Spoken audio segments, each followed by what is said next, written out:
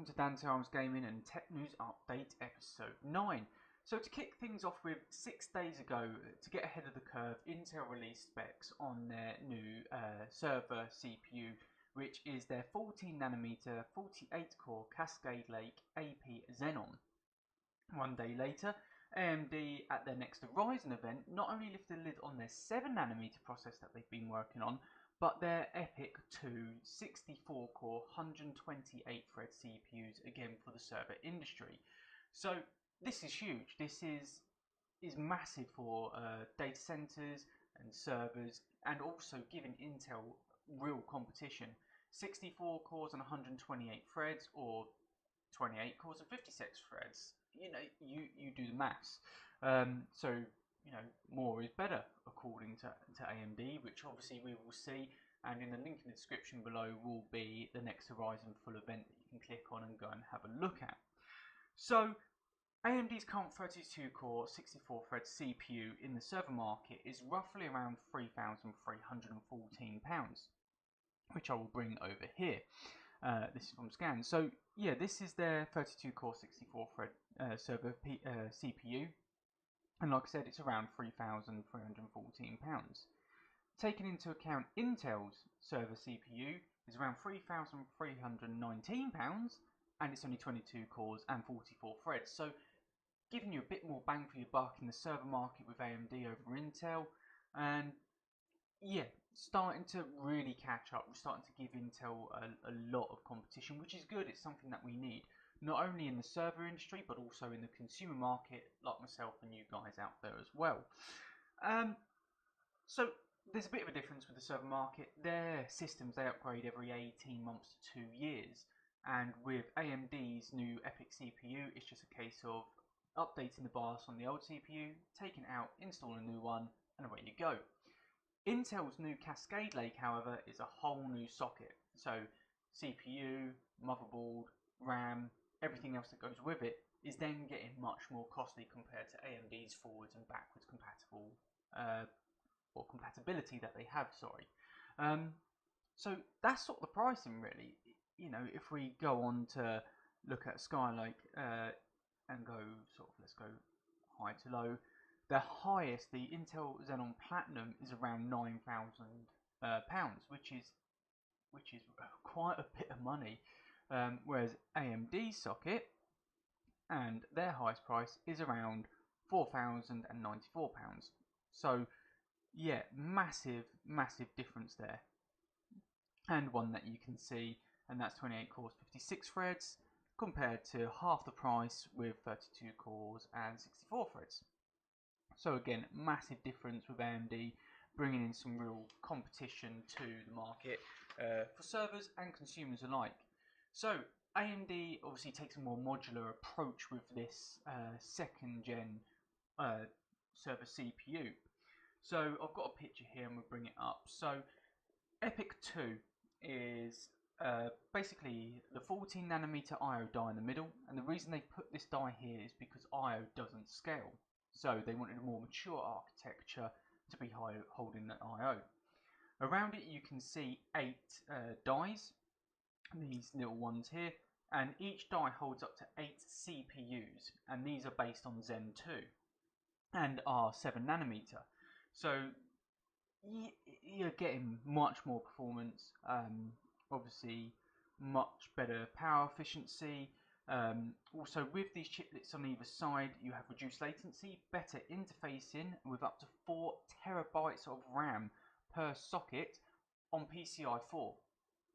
So again, taking the market to a whole different level, introducing their new technologies, giving you a lot more. And obviously when 7nm hits next year with AMD for the consumer market, we can see a bump in performance and the Infinity fabric, which works really well. So with AMD, like I said, it's backwards and forwards compatible. The pricing around things is going to be cheaper, new technology.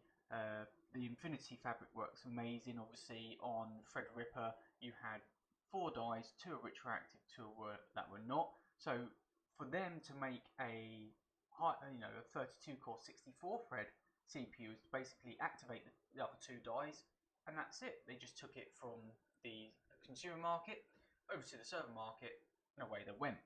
So yeah, that's AMD against Intel on the server market, and obviously we can see something similar next year with the consumer market. Obviously we've already seen it with Threadripper 2 and Intel's i9 9900K that have come out this year.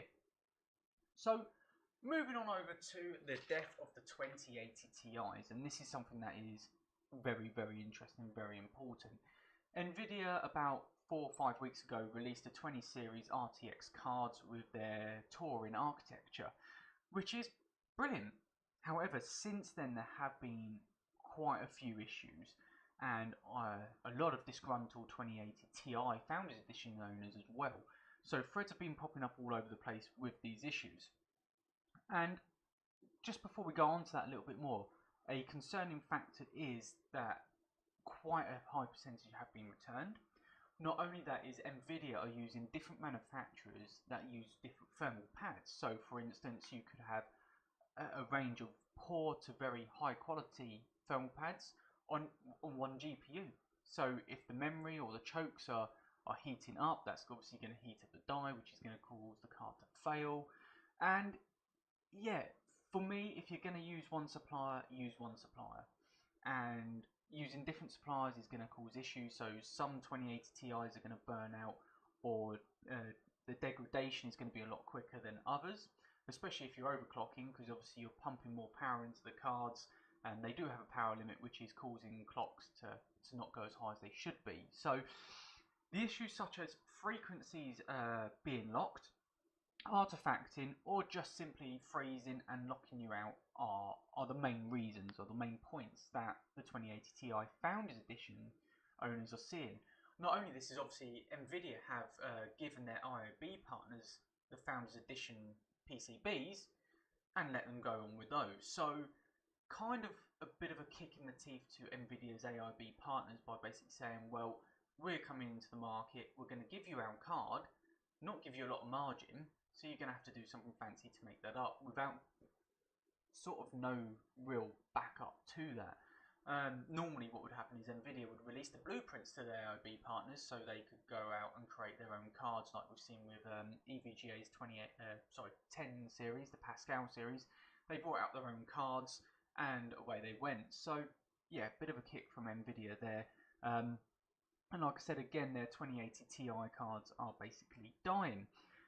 Some of the other issues, so the other aspects of the cards, e.g. blue screening randomly or crashing at the desktop and not letting you in, is causing issues. And this could be if you're using a high refresh rate monitor, the cards don't like it, they're not working well with high refresh rates.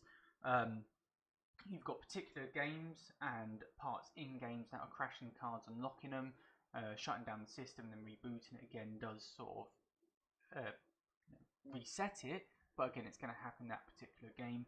Or just G-Sync monitors, again it's not working with G-Sync either. So if you're not freezing your clocks or artifacting or getting blue screening, you're crashing in games, you're crashing at desktop, especially if you're a high-end enthusiast gamer with a high refresh resolution screen, it's going to basically lock you out. Again, if you wish to know more about this, Steve from Gamers Nexus has been asking fans to send in their 2080s and 2080 Ti's so he can do a lot of testing. He did a 3-hour live stream, I think, the other day on it, again, which the link is in the description below, so do jump on over to Gamers Nexus and see Steve testing these out and doing a drill down basically on what's been going on with the death of the 2080 Ti's or 2080s. So going on over to AMD again and their RX 590 and its specs, which have recently been leaked as well. So if you watched Tech News Update episode 8, you saw the 590's benchmarks and performance by video cards. So using the same source, we're going to jump on over and look at video cards again and the RX 590. And first of all, the XFX Fatboy. The name is beyond me, but weird, whatever. So this is the RX 590 8GB Fatboy OC Plus. So not real difference between the 580 and the 590, to be perfectly honest with you. Everything's exactly the same apart from the 580 was on Polaris 20, whereas the 590 is on Polaris 30. And the cores, the TMUs, the ROPs, the memory clock are exactly the same. However, what we are looking at is the boost clock. So for instance, on the Fat Boy, the boost clock is at 1600 megahertz compared to the 580, which I believe was running at around about, I've got it somewhere here, 1340, I believe it was. So with the increase on the boost clocks compared to the 580 on the 590, you get, I think I worked out about 15.77% increase, which is an increase. It's still good, but I'm hoping this is going to be the lower end of the cards, not the higher end, because obviously I would like to see a boost clock being higher than 1600, maybe about 1750 would be great. So I don't know what end of the scaling on the graphics cards this is, but hopefully it's going to be their low end. Then obviously another AIB partner of AMD is Sapphire, and they've introduced the Nitro Plus.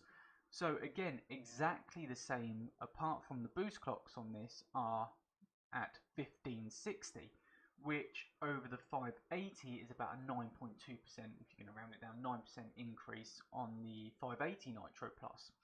So not a new generation of GPUs, sorry, from AMD here.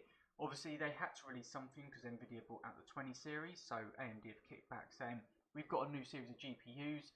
Basically all it is, the 580 just bumped up a little bit, but obviously still a good increase on boost clocks, which is something that we wanted. If you're looking at into next year, obviously AMD are going to bringing out 7nm, so this is going to be on their GPUs as well, which hopefully will be obviously their next generation. Well, it is going to be their next generation, so we're really looking forward to that and seeing that come into play. Going off topic just a little, I wanted to bring in over AMD's MI60 and MI750. This is their Radeon Instinct deep learning cards that are producing, and as you can see here, they've taken out the display ports and HDMI ports and everything else, so we don't know what's going to be coming on them. So if you want to see the video as well from AMD's EPYC CPU video, in there will be a video of them running their EPYC 2 CPU along with a MI card. I think it's the MI750 they did it on, deep learning, so you can see what you're going to get over Intel if you're obviously in the server market.